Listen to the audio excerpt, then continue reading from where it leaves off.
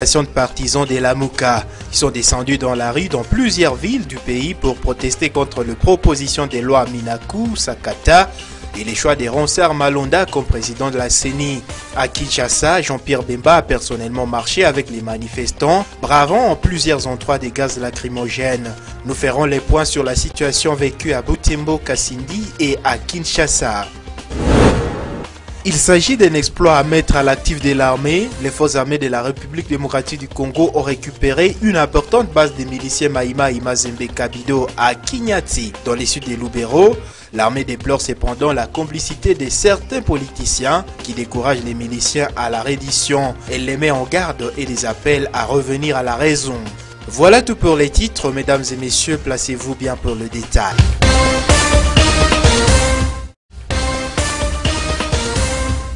Les militants de la coalition Lamuka ont été de nouveau dans la rue de Butembo ce lundi pour protester contre l'entérinement des Ronsard Malonda à la tête de la CENI. La manifestation a débuté autour de 9 h ici au siège du Mouvement de libération du Congo MLC. Mais ces militants n'ont pas fait long feu, car à quelques mètres de là, ils ont été empêchés de poursuivre leur procession par des éléments de la police déployés au rond-point Takenga. Ici, les deux camps se sont contemplés en chant défaillance. Des militants scandaient des chansons dénonçant des manœuvres du Front commun pour les Congo FCC, le camp de Joseph Kabila dans l'entérinement des Ronsard Malonda.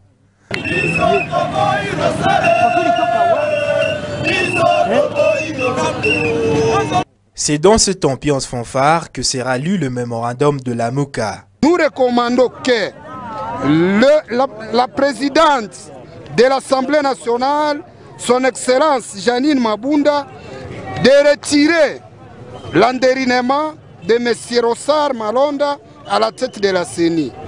Le président Félix Tshisekedi de mettre fin à la coalition FCC Kanch et laisse la justice faire son travail. Mais la scène n'a pas duré car ces manifestants ont été vite reprimés à coups de gaz lacrymogène par les éléments de la police qui voulaient ouvrir la chaussée.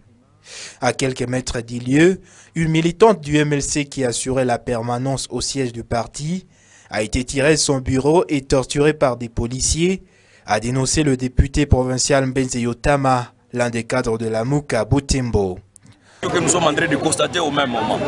Ils venaient d'arrêter, ils viennent de torturer les gens, alors que réellement la Déclaration universelle des droits de l'homme, à son article 5, stipule que nul ne peut faire l'objet de torture ou moins de traitements cruels, inhumains ou dégradants. Et c'est une violation tellement grave que nous venons de constater de la part de la police.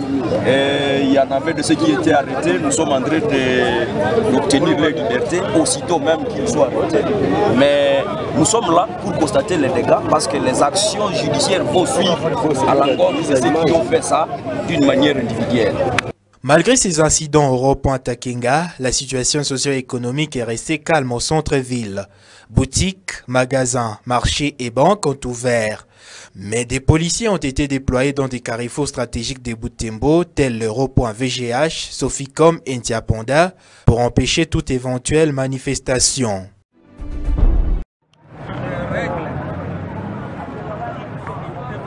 Au départ, le commandant de la police s'entretenait avec les manifestants au rond-point Ra, où était prévu que la marche débute.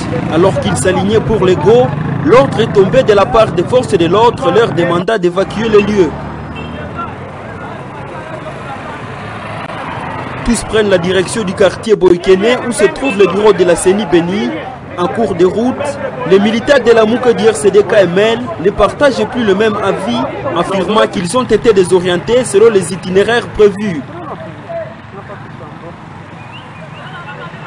Alors que les uns voulaient progresser jusqu'à la CENI, d'autres voulaient aller déposer leur mémorandum à la mairie de Béni. Du coup, ils changent le sens, se dirigeant tous à l'hôtel de ville. Poursuivis par la police, des manifestants du RCD-KML ont été interpellés par la police. Il s'agit notamment de Moulolo Kabaya et Jonathan Nyanza, respectivement chargés de l'idéologie et mobilisation, et celui des questions politiques du parti, qui fut aussi maire de la ville adjoint. D'autres manifestants sont arrivés jusqu'à la mairie où ils ont lieu déposer leur mémorandum à l'autorité urbaine. Selon Blaise Moussouba, au cadre de la Mouka Beni, il s'agit de 3 personnes qui sont interpellées. La police, elle, ne s'est pas encore prononcée par rapport à cette interpellation. Notons que le maire de la ville, sur les antennes d'une radio locale, a interdit toute manifestation.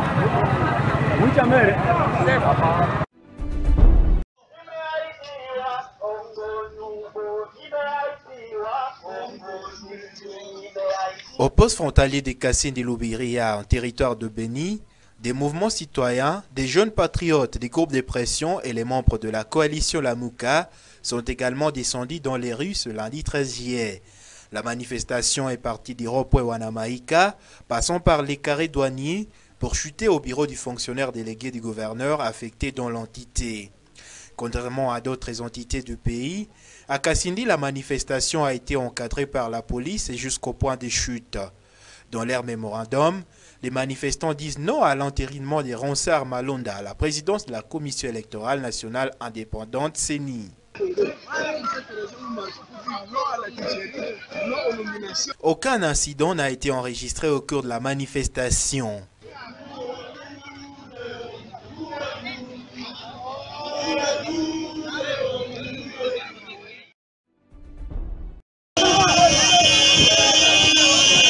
La marche de la Mouka a également vécu à Kinshasa. Elle a été conduite par Jean-Pierre Bemba, l'un des leaders de la coalition. Il est descendu de sa Jeep pour manifester avec des dizaines de milliers de militants qui ont répondu à l'appel de la Mouka. Ils ont marché de Massina à Limete. En plusieurs endroits de la ville, les manifestants ont essuyé des gaz lacrymogènes lancés par des policiers y déployés pour rétablir de l'ordre. C'est le cas ici au niveau du pont Matete, où l'usage des gaz s'est accentué, obligeant Jean-Pierre Bemba à rentrer dans sa Jeep. La police a ouvert un couloir à son cortège et l'escorté jusqu'à chez lui à Gombe. Dans une adresse à la presse, l'ancien vice-président a salué la réussite de cette manifestation. Personne n'est blessé, personne n'est mort, il n'y a pas eu non plus de casse. J'ai été informé de la situation dans tout le pays. Dans certaines provinces, la marche a été interdite, mais ils ont quand même bravé. Il n'y a rien eu de grave. L'objectif a été atteint. Il reste de savoir si le métro pratique la demande de la population au sujet des membres de la CENI qu'ils cherchent à nous imposer.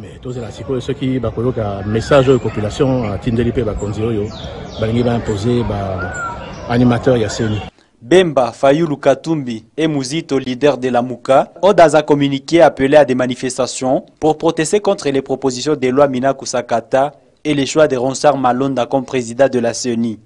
Ils ont dénoncé ce qu'ils qualifient de manœuvres frauduleuses du FCC pour une fois de plus désigner les élus du sommet à la base en se substituant au peuple congolais.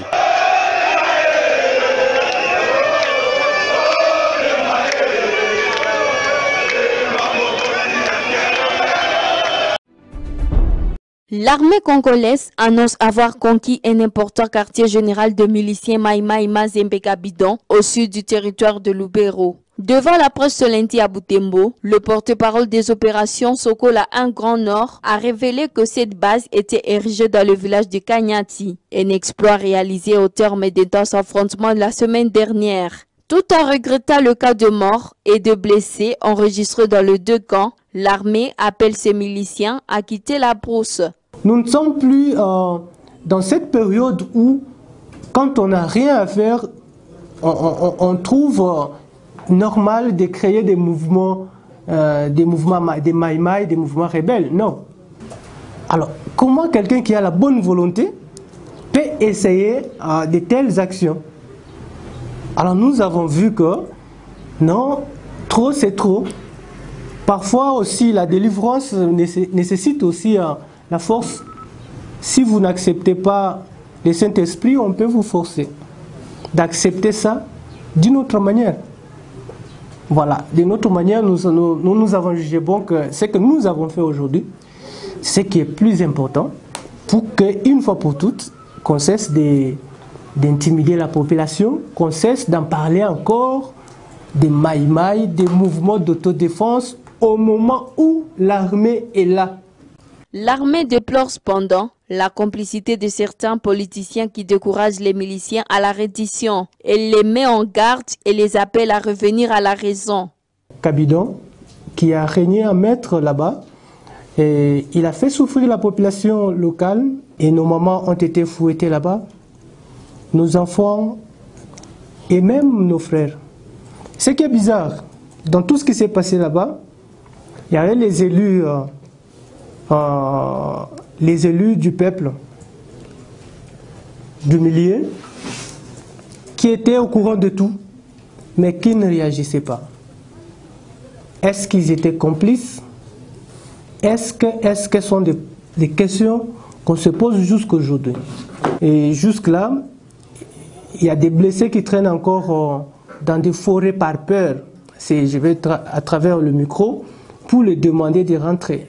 En récupérant cette base de miliciens Maïmaï à Kanyati, l'armée congolaise se réjouit d'avoir soulagé la population de ce coin de Lubero qui a entouré la tracasserie de ce mouvement. Un mouvement qui les obligeait à payer mensuellement 1000 francs congolais comme jeton de résidence. Les FARDC disent avoir soulagé la population qui était soumise de paiement de 1000 francs congolais. Notons que plusieurs documents de ce groupe armé ont été récupérés par le FARDC.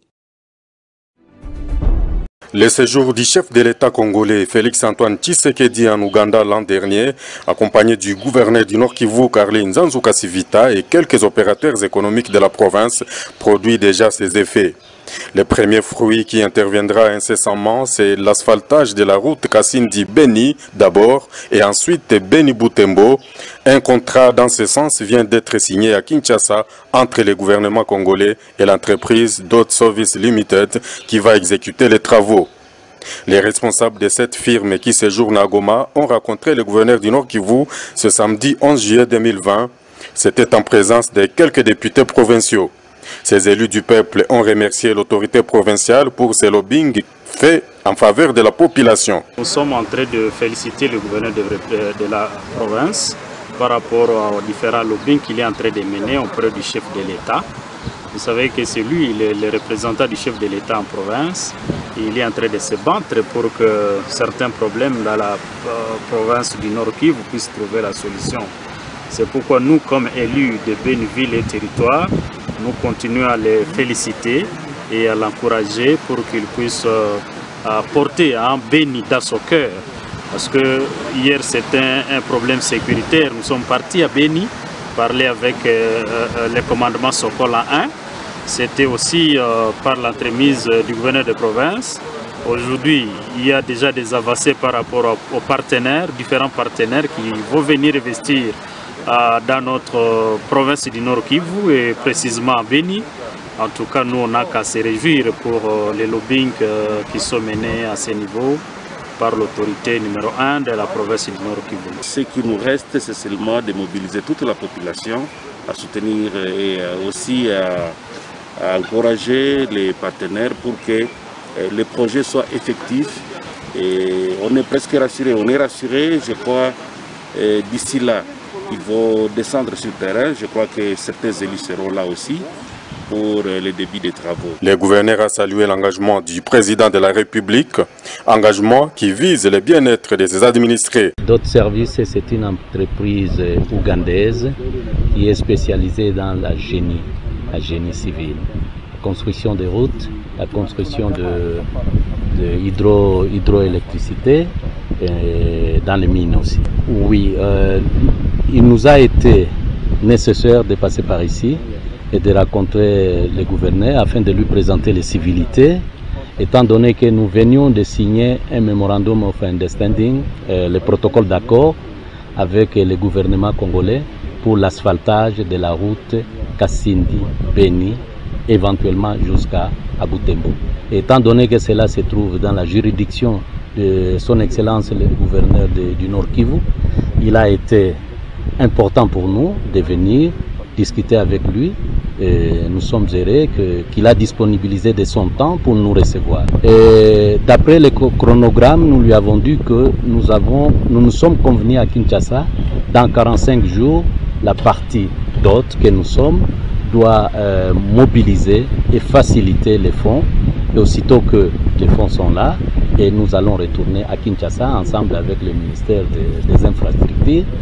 Nous allons mettre un programme. Signalons que les travaux sur le terrain pourraient commencer dans 45 jours, a laissé entendre Gabriel Massoudi, l'un des responsables de la société Dot Service.